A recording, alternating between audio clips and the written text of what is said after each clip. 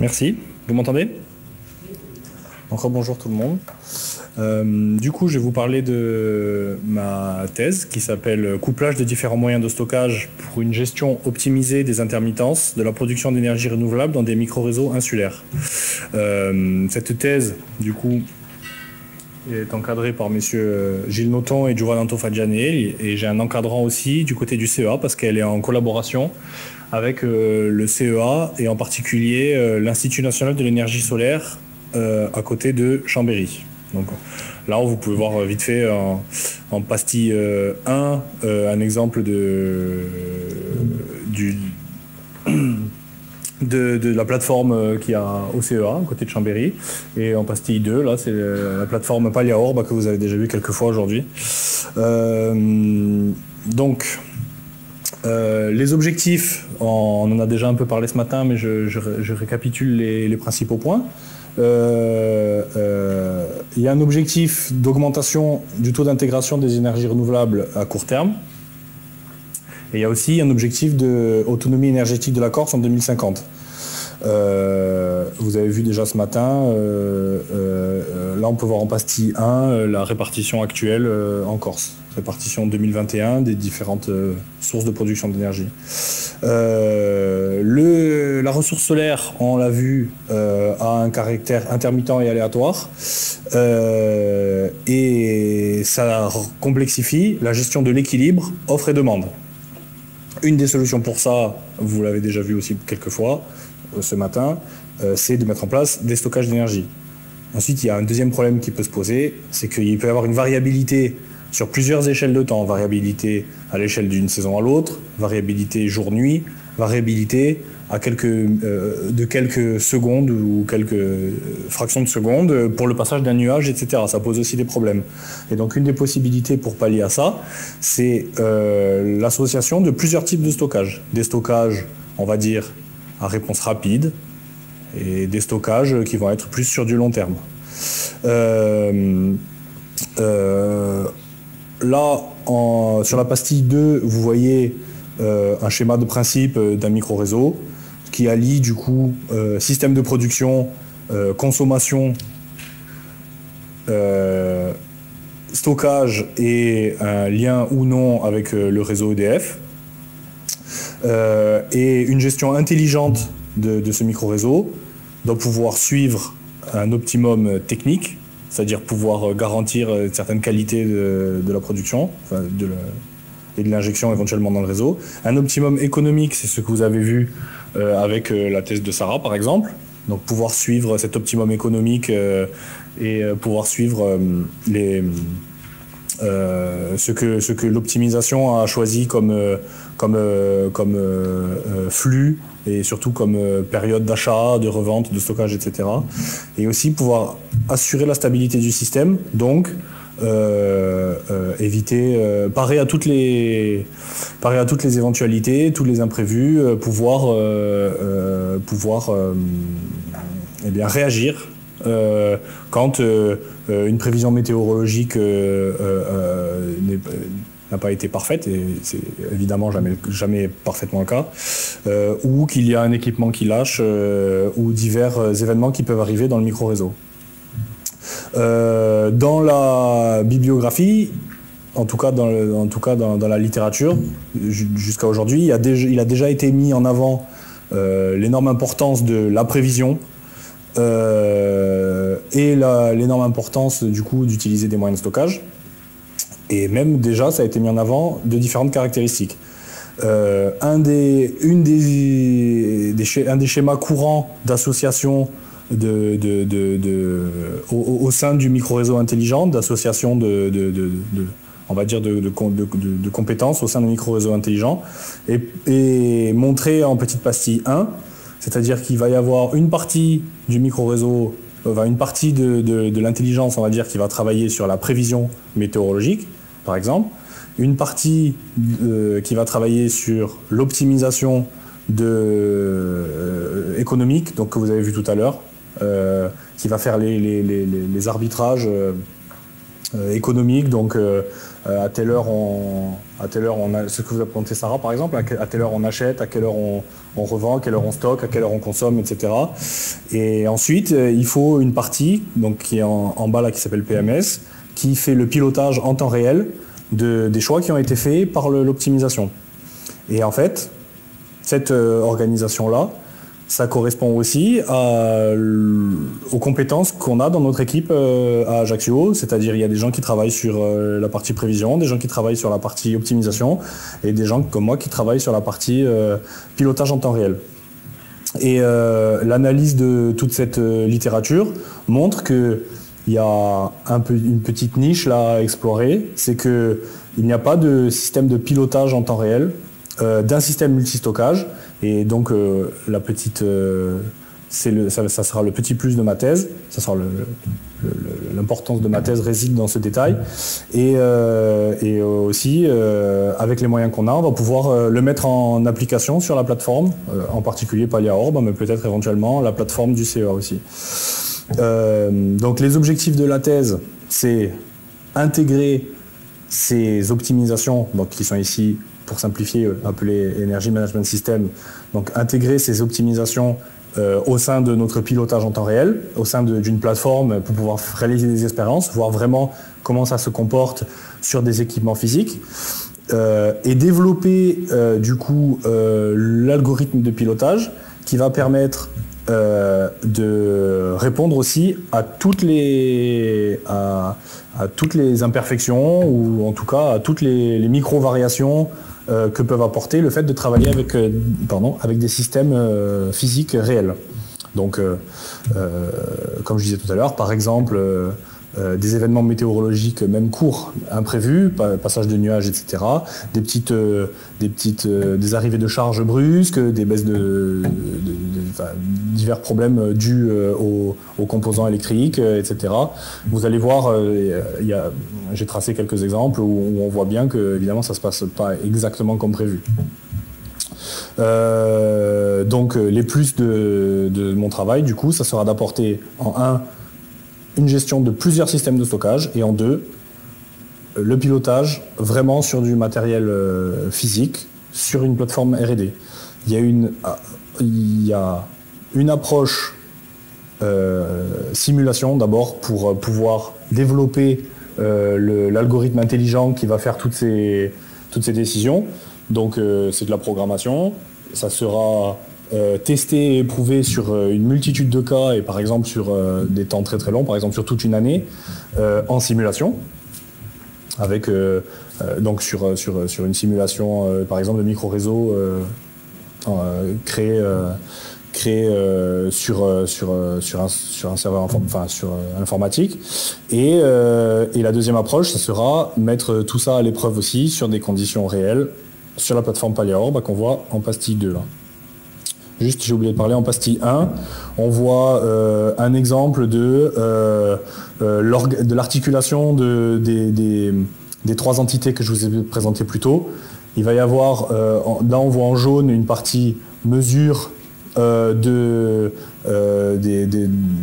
toutes les données, par exemple météo, et aussi de l'état des équipements, par exemple l'état de charge des batteries, les puissances qui transitent à chaque instant.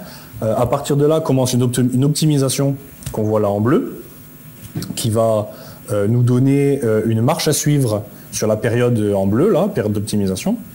Et à des pas de temps plus courts, le pilotage, lui, va tout faire pour suivre cette optimisation. Il va corriger à chaque instant pour suivre l'optimisation. Cette optimisation, ça peut être l'optimisation qu'a présenté Jean-Laurent, ça peut être l'optimisation qu'a présenté Sarah.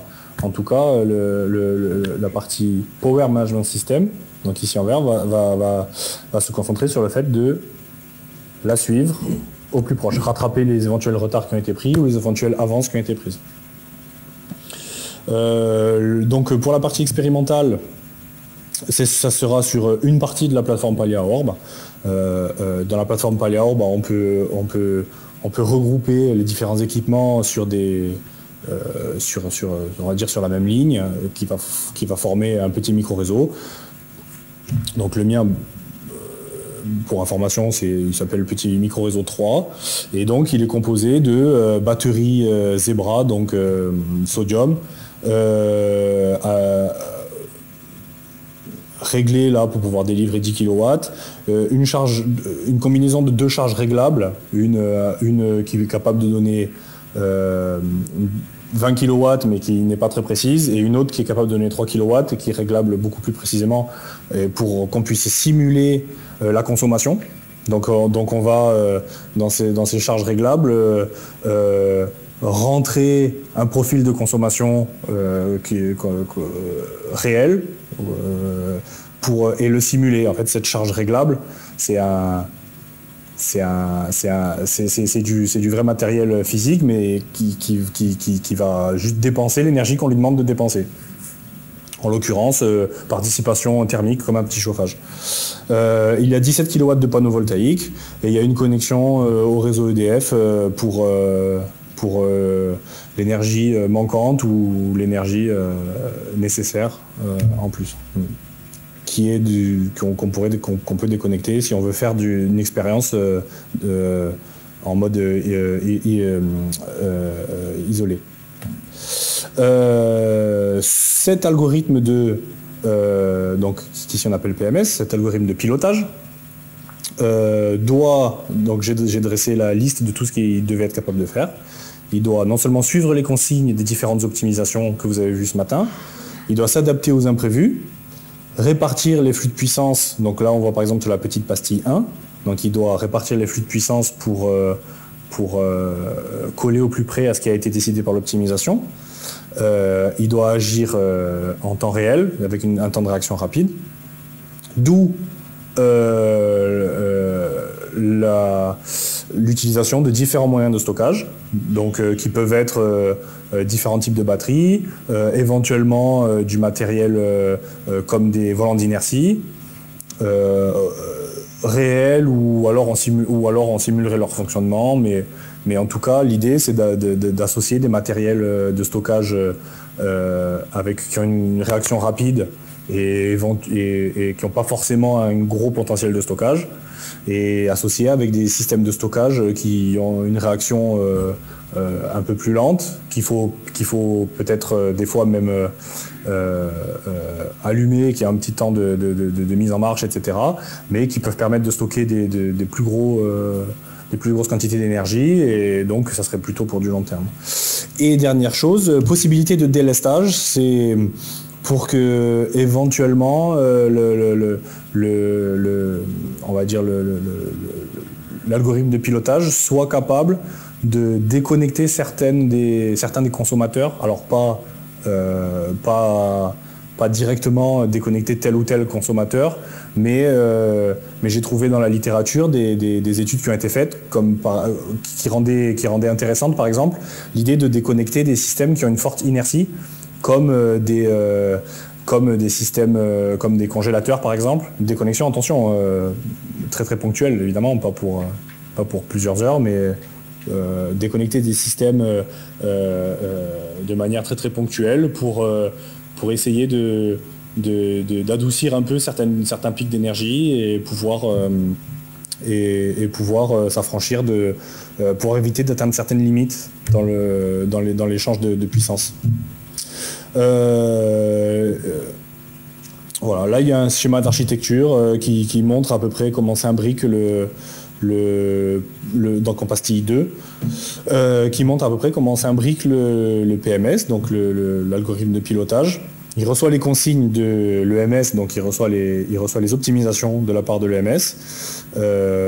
Il pourra, alors c'est quelque chose qui est en cours de développement, mais il pourra recevoir une information de prévision pour connaître surtout la variabilité de la météo à venir, c'est-à-dire savoir s'il va avoir une météo parfaitement homogène. Il va pouvoir plus compter peut-être sur des systèmes de stockage à longue échelle, et s'il va avoir une journée avec beaucoup de variations, c'est-à-dire beaucoup de petits passages nuageux, il faudra qu'il soit capable de répondre rapidement, donc il va choisir dans ce cas-là des systèmes de stockage plus dynamiques.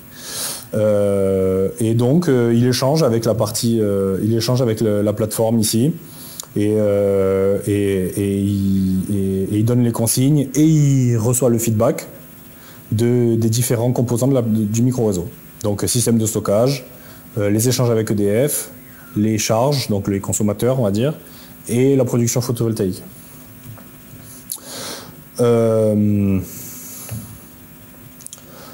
Petit slide sur l'organisation des différents programmes au sein du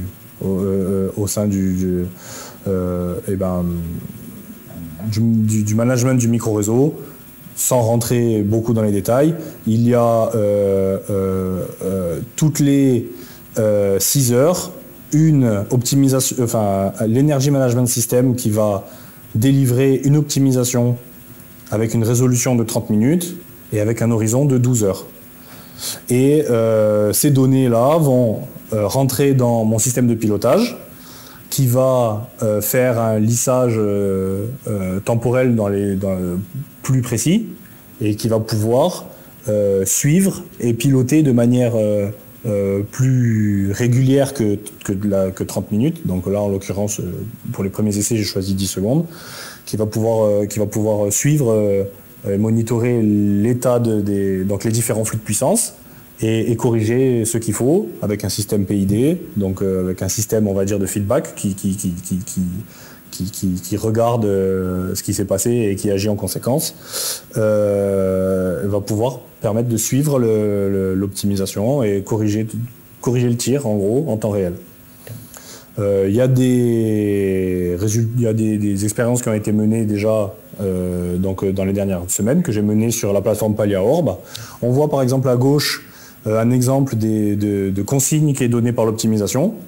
Donc il va dire, donc là c'est en puissance, il va dire par exemple, on va avoir une production de temps de watts au niveau photovoltaïque, et donc on va injecter, alors là du coup ici on va, ça va être une partie va être utilisée pour satisfaire la consommation des charges. Une partie va être utilisée ici pour un peu au tout début, pardon, pour recharger le système de stockage. Puis ensuite, le système de stockage va se décharger pour satisfaire la consommation, etc. L'idée, c'est de suivre ce profil.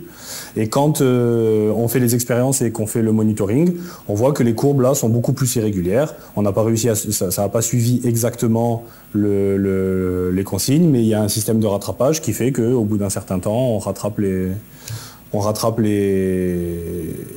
la cible et on arrive à suivre l'outil fait de son mieux pour suivre ce qui était prévu. Et de toute façon, le but c'est de tenir jusqu'à la prochaine optimisation qui va, en fonction de l'état actuel au moment où elle se rafraîchit, qui va donner des nouvelles consignes, et ça sera les nouvelles consignes à suivre. Les perspectives, du coup, le travail restant à faire, c'est complexifier cet algorithme de pilotage pour prendre en compte toutes les fonctions cibles que j'ai citées tout à l'heure. Pour l'instant, il n'est pas encore capable d'effectuer du délestage, il n'est pas encore capable de prioriser les systèmes de stockage. Je l'utilise, comme vous avez vu sur ce schéma-là, et pour l'instant, il n'utilise qu'un seul type de système de stockage. Ça fait partie du travail restant à faire.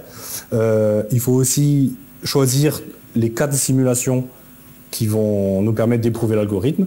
Donc ça va être, par exemple, tester notre algorithme sur toute une année avec des prévisions, puis par exemple le tester avec des prévisions à côté de la plaque, le tester avec des appareils qui tombent en panne, voir comment il réagit sur une multitude de cas expérimentaux. Donc ça fait partie du travail restant à faire, de définir ces cas expérimentaux, et ensuite prévoir des publications aussi pour satisfaire à l'objectif pour le doctorat, quoi. Merci pour votre écoute, et est-ce que vous avez des questions ?